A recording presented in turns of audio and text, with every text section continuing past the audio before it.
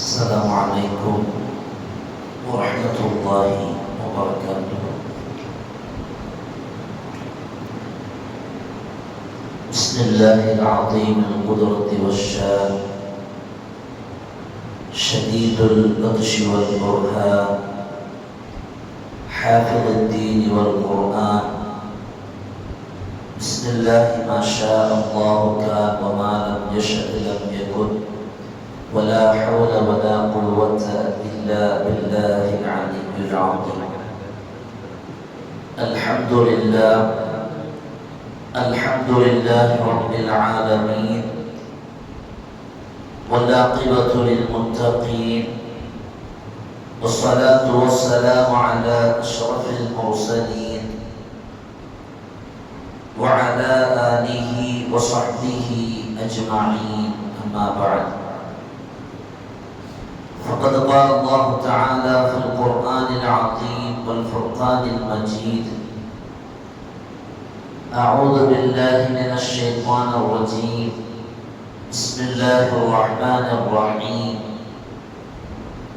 يا أيها الذين آمنوا كونوا قوامين لله شهداء بالقسط، ولا يجرمنكم شنآن قوم على ألا تعدلوا اعدلوا هو أقرب للتقوى، واتقوا الله إن الله خبير بما تعملون.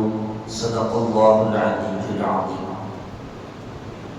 وقال نبينا وحبيبنا وسيدنا وقرة أعيننا وثمرة فؤادنا محمد رسول الله صلى الله عليه وسلم: لا فضل لعربي على عجمي، ولا لعجمي على عربي، ولا لأحمر على أسود، ولا أسود على أحمر، إلا بالتقوى. صدق النبي صلى الله عليه وسلم. எல்லா புகழும் புகழ்ச்சியும் ஏக இறைவனாகிய அல்லாஹ் ஒருவனுக்கே உரித்தாக. அவனின் சாந்தியும் சமாதானமும் ஈருலக வேந்தர் முஹம்மது ரசூலுல்லாஹ் ஸல்லல்லாஹு அலைஹி வஸல்லம் அவர்களின் மீதும், அவர்களின் நடிச்சுவடை அப்படியே அடிபெறலாமல் பின்பற்றிய உத்தம சத்திய ஸஹாபாக்கள், தாபிஈன்கள், தபஉ தாபிஈன்கள், நாதாக்கள், சுஹதாக்கள், அவுலியாக்கள், நம் பெற்றோர்கள், உஸ்தாதுமார்கள், மனைவி மக்கள், இங்கே அமர்ந்திருப்பவர்கள், இன்னும் வர இருப்பவர்கள், நம் ஊர்வாசிகள், அயல்வாசிகள், உலக முஸ்லிம்கள் அனைவர்கள் மீதும் என்றென்றும் குறைவின்றி நிறைவாக நின்று நிலவட்டுமாக. புனிதமான இந்த நாளில், அவனுக்கு பிடித்தமான இந்த இடத்தில் வல்லோன் அல்லாஹ் நம்மை ஒன்று கூட்டியதை போல, நாளை ஜன்னத்துல் ஃபிர்தௌஸ் என்னும் உயர்தரமான சுவனத்தில் கண்மணி முஹம்மது ரசூலுல்லாஹ் ஸல்லல்லாஹு அலைஹி வஸல்லம் அவர்களோடு நம்மையும் நம்மை சார்ந்த அத்துணை பேர்களையும் ஒன்று கூட்டி அன்புரிவானாக. நோய்கள் அனைத்தையும் ஷிஃபாவாக்கி தந்தல் புரிவானாக. அன்பிற்கினிய அல்லாஹ்வின் நல்லடியார்களே, நாளைய தினம் இந்திய நாடு சுதந்திரம் அடைந்து 79 ஆண்டுகளை நிறைவு செய்து 80வது ஆண்டில் அடியெடுத்து வைக்கும் ஒரு நாள். இந்த நாளில் சுதந்திரத்திற்காக வேண்டி பாடுபட்ட இந்திய சுதந்திர தியாகிகளை நினைவு கூர்வதும், அவர்களின் தியாகங்களை பேசுவதும், அதை நாடு முழுக்க பரப்புவதும் நம் மீது காலத்தின் கட்டாயமாக இருக்கிறது. காரணம், முஸ்லிம்கள் செய்கிற எந்த சேவைகளும் தியாகங்களும் காலப்போக்கில் மறைப்பதற்காக வேண்டியும் அழிப்பதற்காக வேண்டியும் ஒரு கூட்டம் இருந்து கொண்டே இருக்கும். அது நேற்று, அதற்கு முந்திய நாள் என்று அல்ல. எம்பெருமான் முஹம்மது ரசூலுல்லாஹ் ஸல்லல்லாஹு அலைஹி வஸல்லம் அவர்கள் இந்த உலகில் உதயமான நாள் முதலே இந்த உலகத்தில் இஸ்லாத்திற்கான எதிரிகளும் பிறக்க துவங்கிவிட்டார்கள். காரணம், இஸ்லாம் அநீதிக்கு எதிராக குரல் எழுப்புகிற மார்க்கம். இஸ்லாம் அடிமைத்தனத்தை விரும்பாத மார்க்கம். இது இரண்டையுமே விரும்புகிற ஒரு கூட்டம் இஸ்லாம் இதற்கு சிம்ம சொப்பனமாய் விளங்குவதினால் இஸ்லாத்திற்கு எதிரான புரட்சிகளையும் இஸ்லாத்திற்கு எதிரான காழ்ப்புணர்ச்சிகளையும் இந்த கூட்டம் எந்த காலத்திலும் கியாமத் நாள் வரையிலையும் தொடர்ந்து கொண்டேதான் இருப்பார்கள். குர்ஆன் சொல்லுகிறது அல்லவா, யா அய்யுஹல்லதீன ஆமனு கூனு கவ்வாமீன லில்லாஹி ஷுஹதாஅ பில் கிஸ்த். இறை நம்பிக்கையாளர்களே, அல்லாஹ்வுக்காக நீதிமான்களாக, நீதத்திற்கு சாட்சியாளராகவே நீங்கள் இருந்து வாருங்கள். வலா யஜ்ரிமன்னகும் ஷனஆனு கௌமின் அலா அல்லா அஅதிலு. துவேஷங்களை பரப்புபவர்கள் அவர்கள் உங்களை வழி திருப்பிட வேண்டாம், நீங்கள் நீதத்தை நிலைநாட்டிக் கொண்டே வாருங்கள் என்று குர்ஆன் நம்மை எந்த நேரத்திலும் எந்த தருணத்திலும் நீதத்தோடு வாழ்வதற்கு வழிகாட்டுகிற மார்க்கம். எனவே தான் இஸ்லாமிய அந்த உணர்வோடு வாழ்ந்த இந்திய சுதந்திரத்தில் தங்கள் தடத்தை பதித்த அந்த மேன்மக்கள் அந்த வேட்கையோடு தங்கள் வாழ்க்கையை கழித்தார்கள். வரலாற்றில் சாவர்கார் என்று சொல்லப்படுகிற ஆங்கிலேயனுக்கு அடிவருடியாக வாழ்ந்த அந்த எதிரி, அவன் கூட தன்னுடைய எரிமலை என்கிற புத்தகத்தில் பதிவு செய்து வைத்திருப்பதை பார்க்க முடியும். 1806 1857 போன்ற ஆண்டுகளில் மிகப்பெரிய விடுதலைக்கான புரட்சியை செய்தவர்கள் இஸ்லாமியர்கள் என்று எழுதி வைத்திருக்கிறார். ஒரு எதிரி கூட இந்திய சுதந்திரத்திற்காக முஸ்லிம்கள் அரும்பாடுபட்டிருக்கிறார்கள் என்று அவன் கை எழுதுவதற்கு அவனை தூண்டியது என்று சொன்னால் இஸ்லாமியர்களின் தியாகம் சாதாரணமானதல்ல. அந்த வேட்கை, அந்த 1700களில் துவங்கிய அந்த சுதந்திரத்திற்கான வேட்கை அவர்கள் 1947 ஆகஸ்ட் 15 வரையிலையும் சுதந்திர இந்தியாவாக இந்த இந்தியா பிறக்குவதற்காக வேண்டி பாடுபட்டுக் கொண்டே இருந்தார்கள் என்பது வரலாறு சொல்லித் தருகிற செய்தி. முதல் இந்திய சுதந்திர போர் 1857 மன்னர் பகதூர் ஷா அவர்களால் முன்னெடுக்கப்பட்ட இந்திய சுதந்திர போர் உலக பிரசித்தி பெற்ற போராக பார்க்கப்படுகிறது. வரலாற்றுகளில் இந்தியாவின் முதல் சுதந்திர போர் என்று நாம் ஆராய்ச்சி செய்தால் இந்த முதல் சிப்பாய் கழகமான இல்லை, இந்த 1857வது அந்த வருடத்தில் நடந்த அந்த சிப்பாய் கழகத்தை தான் அடையாளம் விட்டு காட்டுவார்கள். இதில் டெல்லியில் மட்டுமே 27,000 முஸ்லிம்கள் இந்த போராட்டத்தில் கொல்லப்பட்டார்கள். 27,000 முஸ்லிம்கள் இதில் கொல்லப்பட்டார்கள். 1857ஆம் ஆண்டு செப்டம்பர் 21ஆம் தேதி இந்த போராட்ட களத்தை முன்னெடுத்த மன்னர் பகதூர் ஷா அவர்கள் சிறைப்பிடிக்கப்படுகிறார். சிறைப்பிடிக்கப்பட்டு 2வது நாள் 1857 செப்டம்பர் 21ஆம் தேதி மன்னர் பகதூர் ஷா சிறைப்பிடிக்கப்படுகிறார். செப்டம்பர் 22ஆம் தேதி ஹுமாயூன் என்பவருடைய மன்னரைக்கு பக்கத்தில் வைத்து மன்னர் பகதூர் ஷா அவர்களுடைய 2 பிள்ளைகளும் பேர குழந்தையும் சிறைப்பிடிக்கப்படுகிறார்கள். என்ன நடந்தது தெரியுமா? லால் துர்வாஜா என்கிற இடத்தில் வைத்து அவர்களுடைய தீரமான மன்னர் பகதூர் ஷாவுடைய 2 பிள்ளைகளையும் நிர்வாணமாக்கப்பட்டு சுட்டுக் கொல்லப்படுகிறார்கள். சுட்டு கொலை செய்யப்பட்டது மாத்திரமல்லாமல் சிறையில் அடைக்கப்பட்டிருந்த தகப்பனார் மன்னர் பகதூர் ஷாவுடைய காலை விருந்தாக தன்னுடைய 2 பிள்ளைகளுடைய தலைகள் துண்டாக்கப்பட்டு தட்டில் வைக்கப்பட்டு அதை மூடப்பட்டு கொண்டு வந்து கொடுக்கப்பட்ட போது அவர் பார்த்து அதிர்ந்து போகவில்லை, அவர் ஆச்சரியப்படவில்லை, அல்லாஹ்வுக்கு நன்றி செலுத்தினார். அப்படியானால் இந்த மண்ணுக்காக வேண்டி எந்த அளவுக்கு அவர்கள் பாடுபட்டிருப்பார்கள். இந்த மண்ணை எந்த அளவிற்கு நேசித்திருப்பார்கள். இதே மன்னர் பகதூர் ஷா அவர்கள் நாடு கடத்தப்படுகிறார்கள். 47 ஆங்கிலேயர்கள் கொலை செய்திருக்கிறார். சிப்பாய் கழகத்திற்கான புரட்சியாளர்களை தூண்டிவிட்டிருக்கிறார் என்கிற குற்றச்சாட்டுகள் எல்லாம் பிரிட்டிஷ் அரசால் மன்னர் பகதூர் ஷா அவர்களின் மீது அடிச்சு அமர்த்தப்பட்டு இந்த நாட்டை விட்டு பர்மாவில் உள்ள ரங்கூன் என்று சொல்ல பகுதியில் அவர் நாடு கடத்தப்படுகிறார். மன்னர் பகதூர் ஷா இந்த நாட்டை விட்டு வெளியேறுகிற போது, நாடு கடத்தப்படுகிற போது ஒரு பிடி மண்ணை கையில் எடுத்துக்கொண்டவர். ஒரு பிடி மண்ணை கையில் எடுத்துக்கொண்ட அந்த மண்ணோடு இந்த நாட்டை விட்டு கிடந்தார். இந்தியாவிலிருந்து போற மன்னர் பகதூர் ஷா அவர்கள் 1862 ஏப்ரல் 7ஆம் தேதி மரணமாகிறார். மரணமாவதற்கு முன்பாக என்னை எங்கி அடக்கம் செய்தால் என்னுடைய தாய் மண்ணையின் கபில் போட வேண்டும் என்ற வசியத்தோடு இந்த உலகத்தை விட்டு பிரிந்தார் என்றால், அருமையான சகோதரர்களே, அவர்கள் வெறுமனை இந்த நாட்டுக்காக வேண்டி தியாகம் செய்தவர்கள் அல்ல. பேருக்காகவோ புகழுக்காகவோ தங்களுடைய வாழ்க்கை பின்னால் வருகிற சமுதாயம் பேச வேண்டும் என்ற எண்ணத்திற்காக வேண்டி என்ன தியாகத்தை செய்தவர்கள். ஒரே நோக்கம், இந்த நாடு சுதந்திரம் அடைய வேண்டும்.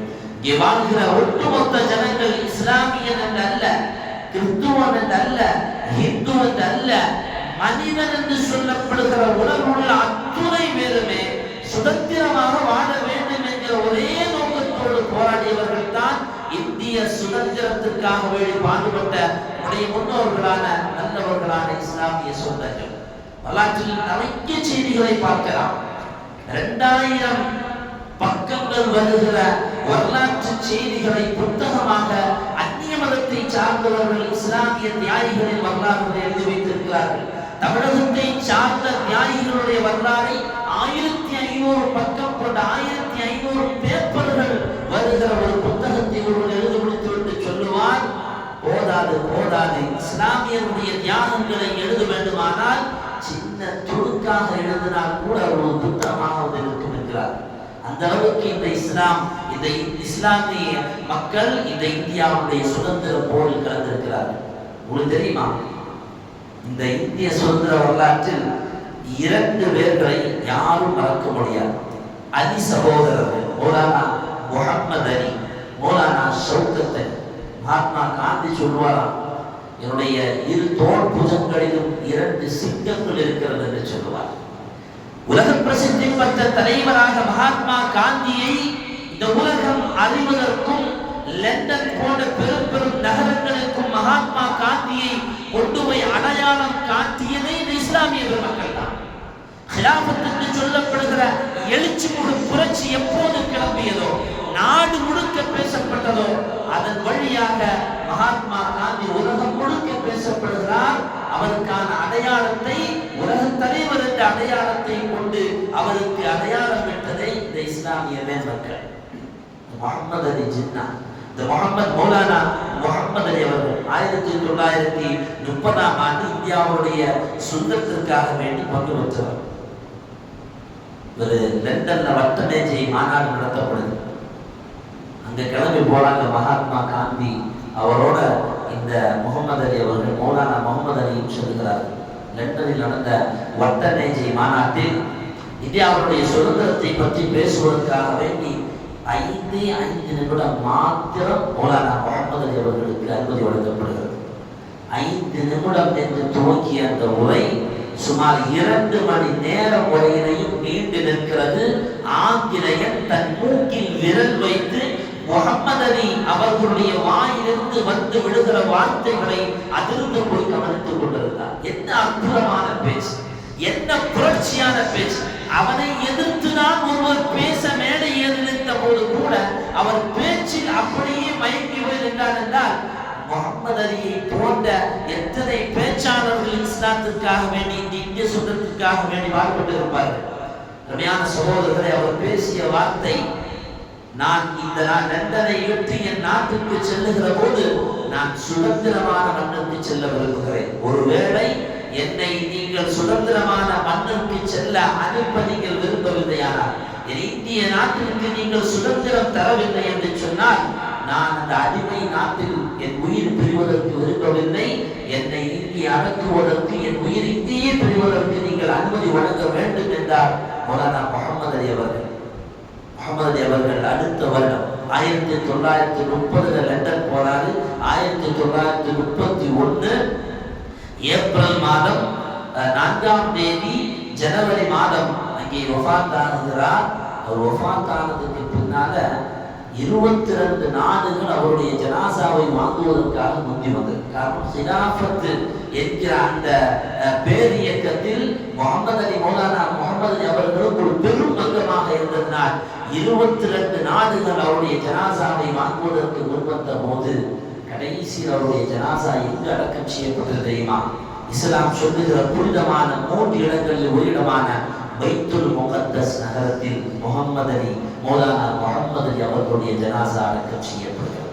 அருமையான சகோதரர்களே, எந்த அளவுக்கு அவர்கள் கஷ்டப்பட்டிருந்தால் அல்லாஹ் அந்த நசீபை கொடுத்திருப்பான். வரலாற்றில் இப்படி நிறைய பேர்கள் நாம் வெறுமனை ஜும்மாக்கள்ல பேசுகிறோம், புத்தகங்கள்ல படித்து விடுகிறோம். ஆனால் அவர்கள் பட்ட அந்த ஒவ்வொரு நொடி பொழுதுமான அந்த வேதனைகள் சொல்லுன்னா துயரங்கள். சில பேர்களை சிறையில் அடைத்து வைத்து இருட்டறையில் வைத்து விட்டு என்ன நடக்குதுன்னு கூட தெரியாத எத்தனையோ தியாகியுடைய வரலாறுகளை சொல்ல முடியும். பல நாட்கள் பட்டினியும் பசியுமாக கடந்த எத்தனையோ தியாகிகளுடைய வரலாறுகளை இந்திய சுதந்திர தினத்தினுடைய அந்த வரலாற்று சின்னங்களில் பார்க்க முடியும். தன்னுடைய சொந்த மகனை, மனைவியை தன் கண்ணுக்கு முன்னாலேயே சின்ன பின்னமாக்கி எத்தனையோ தியாகிகளுடைய வரலாறுகளை பார்க்க முடியும். பீகார்ல பீர் அலி என்று ஒரு துணிக்கடை வியாபாரி இருந்தார், புத்தக வியாபாரி. இவரு அவருடைய புத்தக கடை பார்க்கிறதுக்கு புத்தக கடை மாதிரி தான் தெரியும். ஆனா அது புரட்சியாளர்களுடைய மையமாகவே இயங்கி வந்தது. மறைமுகமாக அங்கே புரட்சியாளர்களை வரவைத்து இந்த பீர் அலி என்று சொல்லப்படுகிற இந்திய சுதந்திர தியாகி வரவைப்பது மட்டுமல்லாமல் அவர்களுக்கு இந்தியாவுடைய அந்த சுதந்திரத்தை அப்படியே பாடமாக புகட்டுவார்.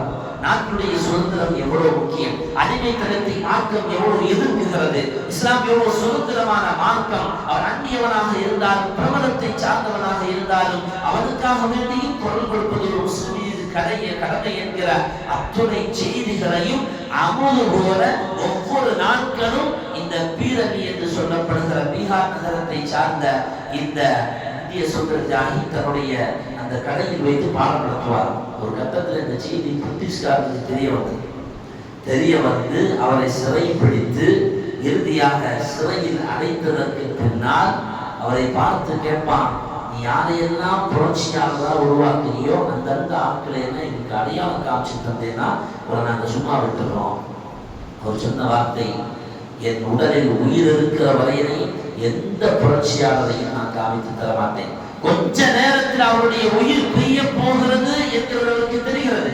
கொஞ்ச நேரத்தில் அவருடைய உயிர் பிரிய போகிறது என்பதற்கு நன்றாகவே தெரிகிறது. இருந்தும் கூட நான் இந்த நாட்டிற்கு புரட்சிக்காக வேண்டி, நாட்டினுடைய விடுதலைக்காக வேண்டி போராடுகிற எந்த தியாகிகளுடைய அடையாளத்தையும் அந்த முகவரியையும் நான் தரமாட்டேன் என்று தெரிந்திருந்த ஒற்றை காரணத்திற்காக வேண்டி பீகார் நகரத்தில் புத்தக கடை வைத்திருந்த வெறும் பாமரன் பீர் அலி அவர்கள் கொல்லப்படுகிறார். அவர்கள் இப்படி நிறைய செய்திகளை சொல்லிக் கொண்டே போகலாம்.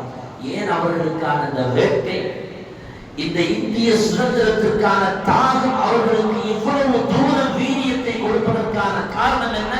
எம்பெருமான் முஹம்மது ரசூலுல்லாஹ் ஸல்லல்லாஹு அலைஹி வஸல்லம் அவர்களின் அரபுலக வேட்கை தான் இதற்கான காரணம். இஸ்லாம் அன்றை போதித்ததா இல்லையா? அடிமைத்தனத்தை நான் விரும்ப மாட்டோம். ஒரு காலமும் அடிமைகளாக வாழ்வதை இஸ்லாம் எந்த காலத்திலும் விரும்பாது. பிரிட்டிஷ் ஆட்சியில் இருக்கும் போது சிறைப்பிடிக்கப்பட்ட பல பேர்களில் ஒருவராக இருந்தவர் அபுல் கலாம் ஆசாத் அவர்கள். சிறைப்பிடிக்கப்பட்டு பிரிட்டிஷ் அந்த ஆட்சி தளத்தில் நீதிமன்றத்துக்கு முன்னால நிறுத்தப்படுகிறார் அபுல் கலாம் ஆசாத். அவர் பார்த்து சொல்றாங்க, ஒன்று விட்டுடலாம், நீ இந்த மாதிரி புரட்சி எல்லாம் செய்யாத. அவர் சொன்ன வார்த்தை, என் ஹபீபு முஹம்மது ரசூலுல்லாஹ் ஸல்லல்லாஹு அலைஹி வஸல்லம் அவர்கள் காட்டி தந்த அந்த சுதந்திர வேட்கை என் உயிர் உள்ள வரையிலே என்னிடத்தில் இருக்கத்தான் செய்யும். அருமையானவர்களே, வெறுமனை சுதந்திர தியாகி சுதந்திர தியாகின்னு சொல்லி கொண்டு போகிறோம். அவர்கள் வெறும் சுதந்திர தியாகிகளாக மாத்திரம் அல்ல, ஒரு சிறந்த வணக்கசாலிகளாக வாழ்ந்தவர்கள், சிறந்த வணக்கசாலிகளாக வாழ்ந்தவர்கள், நோன்பு நோற்று கொண்டு கட்டம் கட்டமாக களம் இறங்கியவர்கள். சில தியாகிகளை தீண்டியவன் அவர்களுடைய கண்ணுக்கு முன்பாகவே இறைவன் அழித்த வரலாறு கூட இந்த இந்திய சுதந்திர வரலாற்றில் பார்க்க முடிகிறது. ஆச்சரியமாக இருக்கும். இறைநேசன் செல்வர்கள் என்று அவர்களை பார்த்து சொன்னால் கூட விதையாகாது. அவ்வளவு தூரம் மன தூய்மையோடு வாழ்ந்தார்கள். ஒரு செய்தி தெரியுமா? எந்த விஷயமும் மன தூய்மையோடு கட்டப்படுகிறதோ, அஸ்திவாரமிடப்படுகிறதோ, அது கண்டிப்பாக வெற்றியை நோக்கி பயணிக்கும், வெற்றியின் உச்சத்தில் அது போய் நிற்கும் என்பதற்கு எந்த மாற்று கருத்தும் இல்லை. அன்றைக்கு இந்திய சுதந்திர போரில் மன தூய்மையோடு வெறுமனே இல்லாமல் இந்தியாவுடைய சுதந்திரம் தான் முக்கியம், பேரும் போரும் அல்ல என்கிற அந்த தூய்மையான எண்ணத்தின் வெளிப்பாடுதான் இன்னைக்கும் இந்த பள்ளி வாசல்ல சுதந்திரமாக நாம உட்கார்ந்து இருக்கிறோம். ஒரு பையன் வந்து நம்ம தொப்பியை தக்க முடியுமா? இன்னைக்கு எத்தனையோ கலகங்களை உருவாக்க நினைக்கிறார்கள், எத்தனையோ கலவரங்களை உருவாக்க நினைக்கிறார்கள். இஸ்லாமியர்கள் மீது அத்துமீறி அபாண்டமாக பழிகளை சுமத்துகிறார்கள். பள்ளிவாசல்கள் இடிக்கப்படுகிறது. இருந்தும் கூட ஒரு வகையான சுதந்திர காற்றை சுவாசிக்கிறோம் என்று சொன்னால் தூய்மையான எண்ணத்தோடு அன்னைக்கு அந்த மக்கள் 1947 ஆகஸ்ட் 15க்கு முன்பாக அவர்கள் பட்ட கஷ்டங்கள், அவர்கள் சிந்திய இரத்த துளிகள் தான் இன்னைக்கு நாம குடிக்கக்கூடிய சுத்தமான நீர். ஒருபோதும் நாம் மறந்துவிடக் கூடாது. பெருமானார் ஸல்லல்லாஹு அலைஹி வஸல்லம் அவர்கள் ஹஜ்ஜத்துல் விதாவில் பேசி அந்த உலக பிரசித்தி பெற்ற வார்த்தை லா ஃபضل لعربي على عجمي. பெருமானார் அவர்கள் சொன்னார்களா இல்லையா? எந்த அந்நியனை விடவும் எந்த அரபிக்கும் சிறப்பு இல்லை. லா அரபி லா அஜமி வலா அரபி, எந்த அரபியை விடவும் அஜமிக்கும் சிறப்பு இல்லை, எந்த அந்நியனை விடவும் அரபிக்கும் சிறப்பு இல்லை. வலா அஹ்மர அலா அஸ்வத வலா அஸ்வத அலா அஹ்மர, எந்த கருப்பனை விட வெளுப்பனுக்கும் சிறப்பு இல்லை, எந்த வெளுப்பனை விட கருப்பனுக்கும் சிறப்பு இல்லை. இல்லா பித்தக்வா, எவனவனிடத்திலெல்லாம் இறையச்சம் இருக்கிறதோ அவனவன் மட்டும்தான் சிறந்தவன் என்றார்கள் முஹம்மது ரசூலுல்லாஹ் ஸல்லல்லாஹு அலைஹி வஸல்லம். அதை உள்ளத்தில் தாங்கியவர்கள் தான் அபுல் கலாம் ஆசாத் அவர்கள், முகமது ஜின்னா அவர்கள், மௌலானா முஹம்மது அலி அவர்கள், ஷௌகத் அலி அவர்கள் போன்ற இஸ்லாம் இந்திய சுதந்திரத்திற்காக பாடுபட்ட அத்தனை பேர்களுமே பெருமானார் ஸல்லல்லாஹு அலைஹி வஸல்லம் அவர்களுடைய இந்த சுதந்திர தாகத்தை கொண்டு வாழ்ந்தவர்கள். ஸல்லல்லாஹு அலைஹி வஸல்லம் அவர்கள் மக்கமா நகரத்துல சல்மான் ஃபாரிசி அவர்கள் அடிமையாக இருக்கும் போது உஹுத் பத்ர் போன்ற யுத்த களங்கள்ல கலக்க முடியாம இருந்தது. அவங்க பெருசா விரும்பினாங்க அந்த களத்திலேயே தான் அவர்கள் வருவதற்காக வேண்டி. ஆனா அவருடைய எஜமான யூதன் அவர்கள் அதற்கான வழி அமைத்து கொடுக்காததுனால பெரிய மனக்கஷ்டத்தில் இருந்த போது ஸல்லல்லாஹு அலைஹி வஸல்லம் அவங்க போய் அந்த யூதத்தை போய் சொன்னாங்கன்னா, நீ அவனை விடுதலை செய்ய அப்படி, அதுக்கு என்ன வேணுமோ நாங்க தாரோம். அப்ப அவன் சொன்னது 300 பேரீச்ச கன்றுகள் வேண்டும். அந்த 300 பேரீச்ச கன்றுகள் நடப்பட்டதிலிருந்து அது கனி தரும் வரை காலம் வரையிலே அதில் ஒன்று கூட பட்டு போகக்கூடாது, செழிப்பாக வளர வேண்டும். எவ்வளவு பெரிய நிபந்தனை பாருங்க. மட்டுமல்ல, எனக்கு 40 ஊக்கியா தங்குங்கள் வேண்டும் என்று சொன்னார். ஸல்லல்லாஹு அலைஹி வஸல்லம் இந்த செய்தியை சஹாபாக்கிட்ட சொன்னாங்க. இப்படி ஒரு சகோதரர் அடிமைப்பட்டு போயிருக்கிறார். ரொம்ப கவனிக்கணும். ஒரே ஒருவர் அடிமைப்பட்டு இருப்பதனால் பெருமானார் அவர்கள் எடுத்த முடிவு 300 மரக்கன்றுகள் பேரீச்ச கன்றுகள் வேண்டும், எங்கிருந்தாவது கொண்டு வாருங்கள், இருப்பவர்கள் தாருங்கள் என்ற போது இருந்த சஹாபாக்கள் ஒவ்வொருவர்களும் 30, 15, 10 என்று கன்றுகளை கொண்டு வந்து நிரப்பினார்கள். 300 கன்றுகள் பெருமானார் அவர்கள் மஸ்ஜித் நபவியின் மதீனத்து பள்ளி வாசலில் கொண்டு வைக்கப்படுகிறது. சஹாபாக்கள் சூழ்ந்து அமர்ந்திருக்கிறார்கள்.